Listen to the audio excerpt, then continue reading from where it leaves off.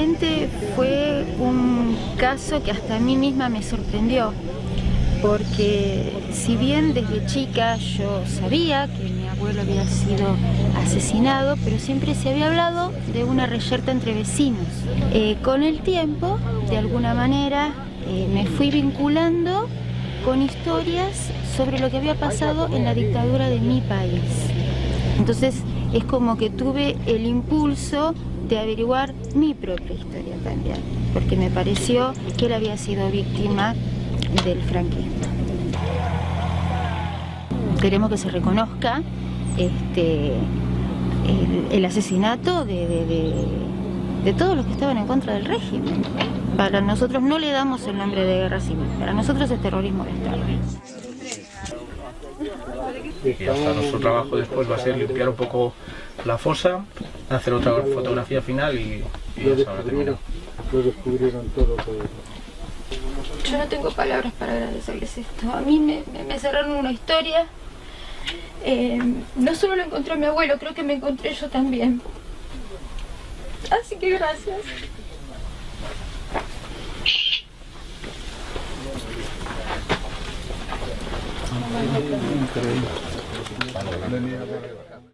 Mi nombre es Adriana Fernández y me sumo a la querella por los crímenes del franquismo por el asesinato de mi abuelo, Antonio Fernández González, y les voy a contar un poco cómo fue su corta vida, por qué lo asesinaron y por qué yo sigo hoy su lucha.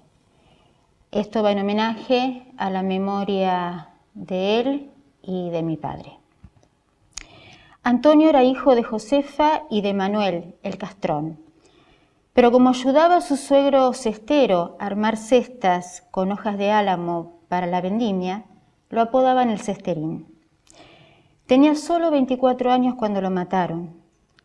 Según le contaron a mi padre, estaba cenando junto a su señora María, su suegra Luisa y sus 2 hijos, Constantino, mi papá, de 1 año y medio, y Antonio, mi tío de 2 meses, cuando vinieron a buscarlo en lo que denominaban el camión de la muerte. Los vecinos, ya ancianos, recuerdan el hecho y cuentan que los falangistas lo hacen bajar, lo golpean, lo ponen junto al palo de la luz de la plaza, lo pinchan con un objeto punzante, lo suben al camión y se lo llevan. También aseguran que a quien verdaderamente querían asesinar era Nicasio Astorgano, que era el alcalde republicano de San Esteban de Valdueza, pueblo natal de mi abuelo. Y para lograr ese cometido, lo obligan a ir a buscarlo. Sabiendo que le estaban tendiendo una trampa, lo pone en conocimiento para que escape, y cuando regresa, niega haberlo encontrado. Los falangistas descubren el engaño y al día siguiente van por él. Lo pasean, lo apuñalan, tenía una herida de arma blanca en el cuello, y lo dejan tirado en el camión presumiblemente moribundo, y van a emborracharse a un bar del pueblo. Terminan rematándolo de 2 tiros en un paraje de la montaña que se denomina La Cortea.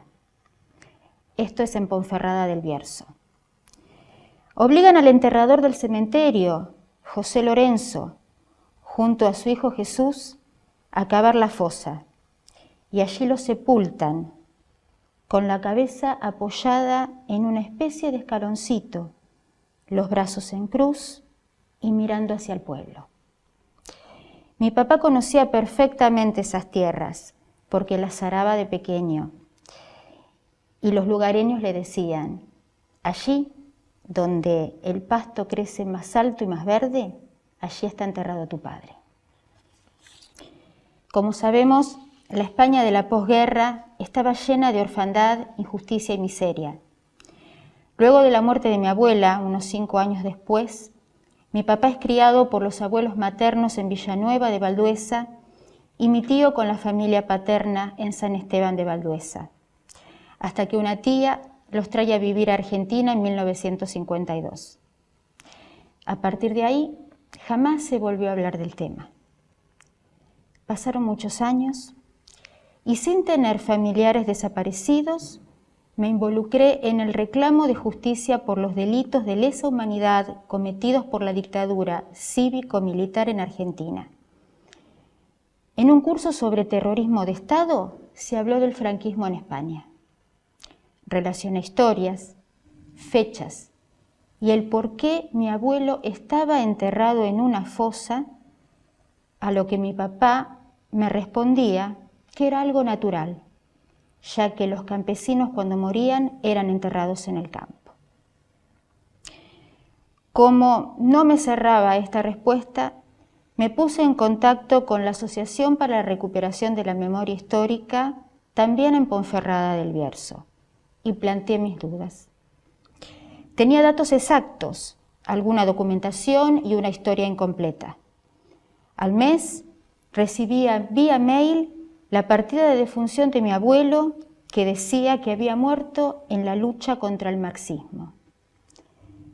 Comenzaba a armar el rompecabezas.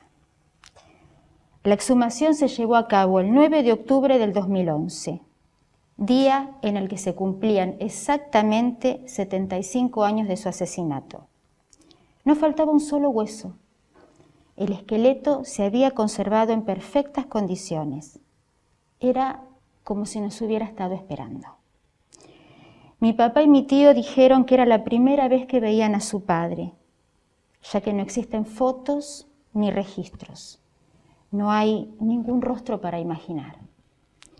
Se decidió enterrarlo en la tumba familiar del cementerio de San Esteban de Valdueza. Ninguna autoridad eclesiástica ni del ayuntamiento se hizo presente.